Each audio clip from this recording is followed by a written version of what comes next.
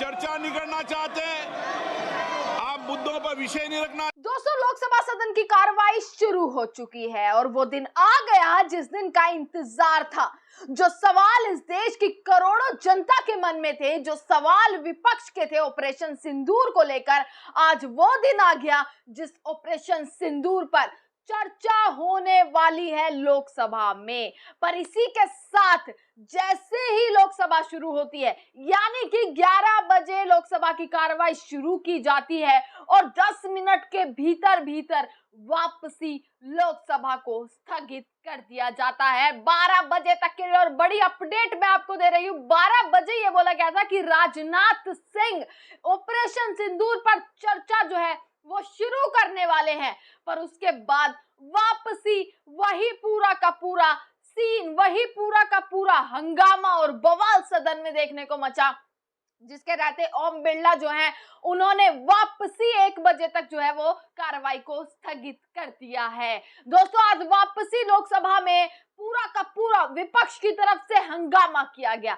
जैसे ही लोकसभा की कार्रवाई शुरू हुई, उससे पहले तमाम बड़े नेता, बड़े सांसद, राहुल गांधी, अखिलेश यादव, प्रियंका गांधी, खुद सोनिया गांधी, तमाम विपक्षी सांसदों ने किस तरीके से विपक्षी नेताओं ने एक बड़ा प्रदर्शन संसद के बाहर किया। एसआईआर को लेकर, बिहार में एसआईआर की प्रक्रिया को लेकर वापसी सदन में हंगामा किया गया और आज प्रधानमंत्री नरेंद्र मोदी भी संसद पहुंचे। ये आपको बड़ी खबर जो है वो दोस्तों, आपको पल पल की अपडेट जो है वो मैं अब देती रहूंगी फटाफट से कि क्या चर्चा होने वाली है। आप बस जुड़े रहिएगा हमसे, क्योंकि एक एक चीज अब बताने वाले हैं। 12 बजे राजनाथ सिंह जो है वो चर्चा करने वाले थे। प्रधानमंत्री नरेंद्र मोदी आज संसद पहुंचे और बताया ये जा रहा था कि शायद संभावना ऐसी है कि प्रधानमंत्री ऑपरेशन सिंदूर पर चर्चा के दौरान सदन में रहेंगे। पर जैसे ही 12 बजे की कार्रवाई शुरू होती है, उसके बाद कुछ अलग ही चीजें, कुछ अलग ही माहौल देखने को मिलता है। आप तस्वीर में अमित शाह को देख लेंगे, आप राजनाथ सिंह को देख लेंगे, आप नितिन गडकरी को देख लेंगे यहाँ पर वापसी सवाल और जवाबों के बीच फंस गया है पेच बुरे तरीके से कि आखिरकार ऑपरेशन सिंदूर पर चर्चा कब शुरू होगी। इस चीज का इंतजार लगातार किया जा रहा है। अगर ऑपरेशन सिंदूर पर सरकार जवाब देने को तैयार भी हुई है तो बार बार सदन को स्थगित क्यों किया जा रहा है, सबसे बड़ा सवाल ये बनता है। और अगर एसआईआर पर विपक्ष सवाल कर रहा है, एसआईआर पर अगर चर्चा करना चाह रहा है, क्योंकि एसआईआर पर जब से सदन शुरू हुआ है दोस्तों, अगर मैं आपको बताऊं कि पिछले सोमवार से अगर देखें तो जब से सदन शुरू हुआ है तब से एसआईआर पर चर्चा करने के लिए विपक्ष पूरा उतावला है अपने तमाम सवालों के साथ कि एसआईआर की प्रक्रिया पर सरकार जवाब दे, पर सरकार की तरफ से कोई जवाबदेही नहीं है। ये तस्वीर संसद की है जब एक तरफ तो विपक्ष हंगामा कर रहा है एसआईआर को लेकर और दूसरी तरफ अमित शाह को आप देख लेंगे, राजनाथ सिंह को आप देख लेंगे, शांत और खामोश जो है वो नजर आ रहे हैं। आप दोनों को एक बार देख लेंगे, दोनों के चेहरे को किस तरीके से शांत और खामोश नजर आ रहा है। तो सवाल ये उठता है कि आज का दिन फिक्स किया गया था और कल राज्यसभा में जो है वो चर्चा होने वाली है ऑपरेशन सिंदूर पर वाकई में क्या आज चर्चा होगी?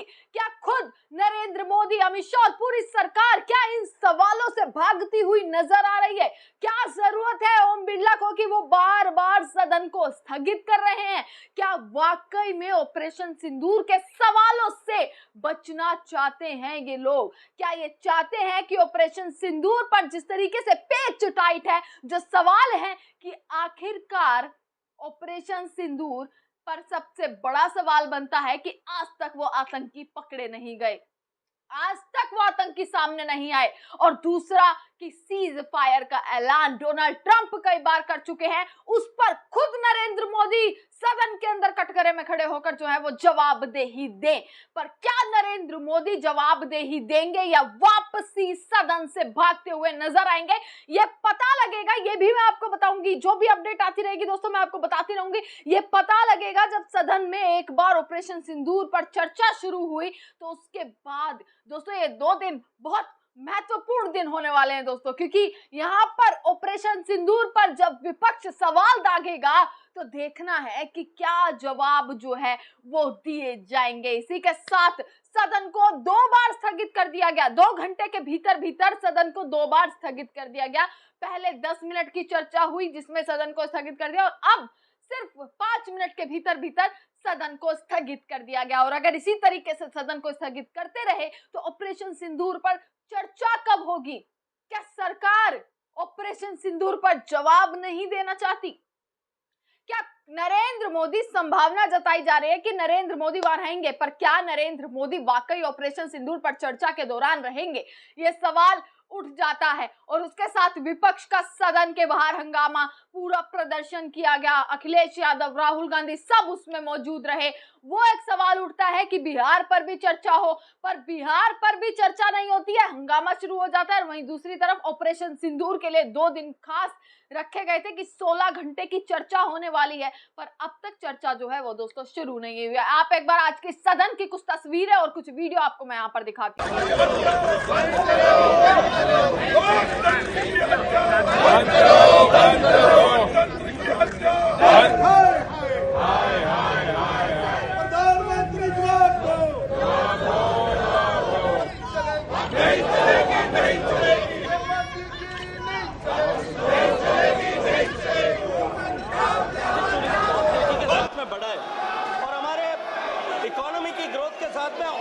विस्तार इसमें होगा, उसको लेकर के सारी दुनिया के लोग ये मानते हैं कि जिस गति के साथ में टूरिज्म बढ़ रहा है उसके पैरीपास हो हमको स्किल्ड वर्कफोर्स की आवश्यकता पड़ेगी। भारत सरकार अपने इंस्टीट्यूट्स के माध्यम से लोगों को, युवाओं को इस कैरियर हॉस्पिटैलिटी इंडस्ट्री में अडेप्ट करने के लिए प्रेरित करती है और उनको ट्रेन करती है। हमने इसको और इंडस्ट्री फ्रेंडली बनाने के लिए दुनिया की जितनी ग्लोबल बड़ी चेन्स है जो भारत में प्रेजेंस है जिनका, उनके साथ में अपने इंस्टीट्यूट्स को पेयर किया ताकि वो और ज़्यादा इंडस्ट्रियल फ्रेंडली स्किल जो है प्राप्त कर सकें। इसके अलावा बहुत सारे राज्य के विश्वविद्यालय और प्राइवेट विश्वविद्यालय भी इसमें ट्रेनिंग दे रहे हैं। लेकिन मैं ये मानता हूँ कि कोई भी स्किल की ट्रेनिंग जो है वो डिमांड के सापेक्ष, ऑर्गेनिकली उसकी डिमांड के सापेक्ष में ट्रेनिंग फैसिलिटीज़ बढ़ती है। जैसे जैसे ट्रेनिंग फैसिलिटीज़ की आवश्यकता बढ़ेगी, मुझे लगता है सरकार के क्षेत्र में राज्य सरकारों के द्वारा और यूनिवर्सिटीज एकेडमिया के द्वारा इसको एड्रेस करने के स्वाभाविक रूप से प्रयास होंगे। लेकिन निश्चित रूप से मैं ये मानता हूँ कि जिस गति के साथ में भारत में टूरिज्म बढ़ रहा है, आने वाले समय में भारत में टूरिज्म जो है वो एग्रीकल्चर के बाद में सबसे ज़्यादा एम्प्लॉयमेंट का कंट्रीब्यूटर होगा। और जो है जिस गति के साथ में हम बढ़ रहे हैं, आने वाले समय में जब भारत की अर्थव्यवस्था माननीय प्रधानमंत्री जी के नेतृत्व में 2047 तक जो अपेक्षित है वहां पहुंचने तक tourism sector global rate of contribution of tourism जो है उसके अनुरूप 10% का कंट्रीब्यूटर बनेगी और निश्चित रूप से बड़े संख्या में लोगों को रोजगार उसके माध्यम से मिलेगा। माननीय सदस्य, क्या आप सदन बाधित करना चाहते हैं? ऑपरेशन सिंदूर पर चर्चा नहीं करना चाहते? नहीं करना चाहते चर्चा? मिस्टर गोगोई और आप सब राजनीतिक दल के लोग आए थे, आपने कहा ऑपरेशन सिंदूर पर चर्चा होनी चाहिए, फिर आप सदन बाधित कर रहे हैं। आखिर सदन आप क्यों नहीं चलने दे रहे?